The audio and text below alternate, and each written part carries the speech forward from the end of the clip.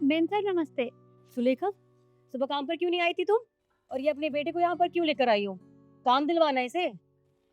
वो मेम साहब, मेरे बेटे ने कक्षा में टॉप किया है, तो बस आपके लिए मिठाई लेकर आए थे। मिठाई खिलाना मैडम को। एक मिनट, हमारे इतने बुरे दिन आ गए हैं कि तुम्हारे घर की ये घटिया सी मिठाई खाएंगे? तुम्हारे बेटे ने टॉप किया है ना, तो अच्छी बात है, खुशी मनाओ। घर में काम फैला, जगह काम करो। मेम साहब, काम तो मैं सारा कर लूंगी, पर कम से कम पूछिए तो सही कि मेरे बेटे ने कौन सी कक्षा में टॉप किया है। हम क्यों पूछें कौन सी कक्षा में टॉप किया है? हमें क्या मतलब हुआ? और वैसे भी नौकरानी का बेटा है, कौन सा बहुत बड़ा तीर मान लेगा, कौन सा बहुत बड़ा कलेक्टर बन जाएगा? ये नौकरी बनाओगा और क्या। वाह, आप कैसी जगह ले आए हो? अरे इन्हें बात करने की तमीज तक नहीं है। कोई बात नहीं बेटा, ऐसे बात नहीं करते। सुलेखा, अपने बेटे को समझा ले।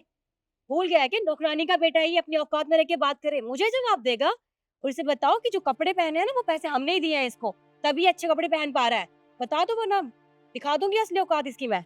हाँ तो पैसे तुम फ्री में नहीं देते, मेरी माँ तुम्हारे घर में काम करती है इसलिए पैसे देते हो। सुलेखा, अपने बेटे को बोल दो मुझसे बहस ना करे, क्योंकि अगर मैंने तुम्हारी माँ को काम से निकाल दिया ना, तो सड़कों पे भीख मांगते फिरोगे तुम। देखिए मैम साहब, अपने बेटे की तरफ से मैं आप दोनों से माफी मांगती हूँ। वो क्या है ना, ये अभी नादान है, इसे बड़े लोगों से बात करने की समझ नहीं है, पर मैं इसे समझा दूंगी। आगे से ये आपके साथ इस तरह से बात नहीं करेगा, माफ कर दीजिएगा। देखो, तुम इस घर में झाड़ू पोछा करती हो, वो भी काफी सालों से, इसलिए तुम्हारे बेटे को माफ कर रहा हूँ मैं। नहीं तो इसने मेरी बीवी से जुबान लड़ाई है ना, इसकी औकात याद दिला देता मैं। अब एक काम करो, इसे समझा दो, आज के बाद कभी हमसे बहस ना करे। चलो चलो। बेटा तू घर जा, मैं शाम को मिलूंगी। जी वो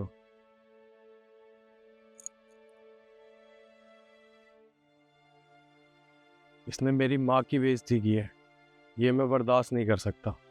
और क्या कह रही थी, गरीब का बेटा कभी कलेक्टर नहीं बन सकता? अब मैं इसे कलेक्टर बन के दिखाऊंगा।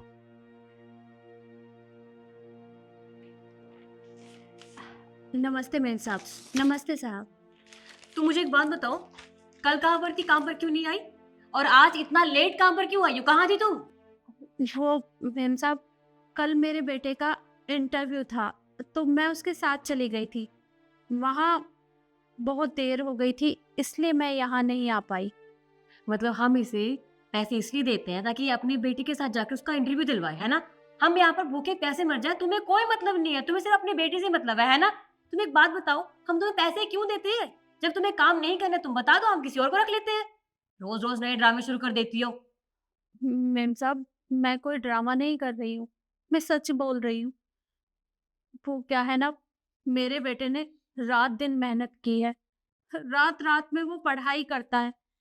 उसका इंटरव्यू था और मैं उसके साथ बस इसलिए गई थी ताकि मैं देख सकूं कि इंटरव्यू देने के बाद मेरे बेटे के चेहरे पर कौन सी खुशी आती है। बस उसी खुशी को देखने के लिए मैं उसके साथ चली गई।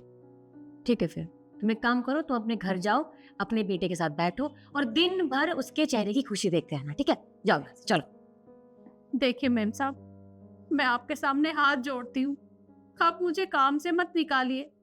आप मुझे काम से निकाल देंगी तो मेरे बेटे की पढ़ाई बीच में ही रुक जाएगी, और फिर मैं उसे कैसे पढ़ाऊंगी? रात दिन मेहनत की है उसने, और मुझे अपने बेटे की मेहनत पे पूरा भरोसा है कि एक ना एक दिन वो बहुत बड़ा अफसर बनेगा। आप मुझे काम से मत निकालिए। अरे नहीं नहीं, आप हमसे क्यों माफी मांग रही हैं? आप हमारे आगे हाथ मत जोड़िए, आप तो कलेक्टर की माँ है, आप तो ओहदे में बहुत ज्यादा बड़ी है हमसे। यहाँ आप ऐसे बात करेंगे तो अच्छा नहीं लगेगा। और देखिए, हमें आपकी कोई जरूरत नहीं है, आप प्लीज जाइए यहाँ से, क्योंकि आपको सिर्फ और सिर्फ अपने बेटे के गुणगान गाने और खूब खुशी देखना उसके चेहरे की, ठीक है? चलिए निकलिए यहाँ से। देखिए मैम साहब, मैं माफी मांगती हूँ, मैं आज के बाद कोई गलती नहीं करूंगी, कभी भी छुट्टी भी नहीं करूंगी। आप मुझे जैसा कहेंगी मैं वैसे काम करूंगी, बस मुझे निकालिए मत, हाथ जोड़ती हूँ। तुम्हें समझ नहीं आ रहा क्या एक बार में मेरी बीवी क्या कह रही है तुमसे?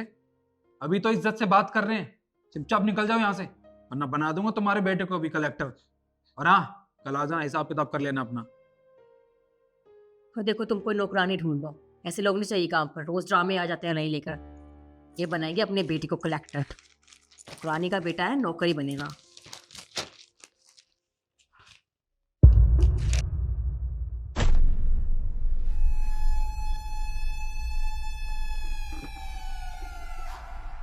जी बताइए। सर एक्चुअली क्या है ना, जो हमारा कंस्ट्रक्शन हो रहा है सर, उस पर सरकार ने स्टे लगा दिया है, तो हम उसी के लिए आपसे बात करने आए थे। प्लीज सर हमारी मदद कीजिए। देखिए, जो आपकी लैंड है वो एग्रीकल्चर लैंड है और आप उस पर क्या कर रहे हो, कंस्ट्रक्शन।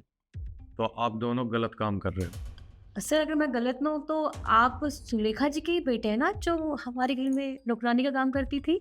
जी हाँ, मैं उनका ही बेटा हूँ और मेरी माँ आपके घर में ही काम करती थी। बताइए, दुनिया कितनी छोटी है, मतलब कौन कहाँ मिल जाता है कुछ पता नहीं होता।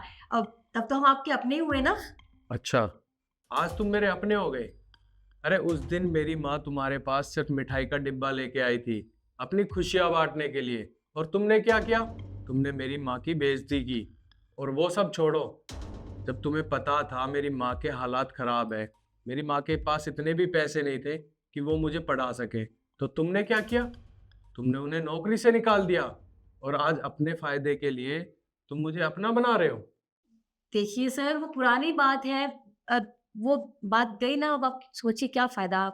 हमें आगे की सोचनी चाहिए। और सर देखिए, हमने उस कंस्ट्रक्शन पर बहुत पैसा लगाया है सर, अगर वो पैसा डूब गया तो हम सड़कों पे आ जाएँगे। Sir sir please. तो मैं क्या करूं। अरे तुम्हें पैसों का बहुत घमंड था ना, तो लगा लो पैसे, बचा लो अपनी जमीन को। मैं तुम्हारी कोई मदद नहीं कर सकता।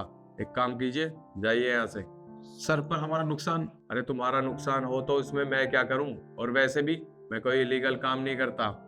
अब जाओ यहाँ से, और बाहर और भी लोग बैठे हैं, मुझे उनकी भी सुननी है। निकलो यहाँ से।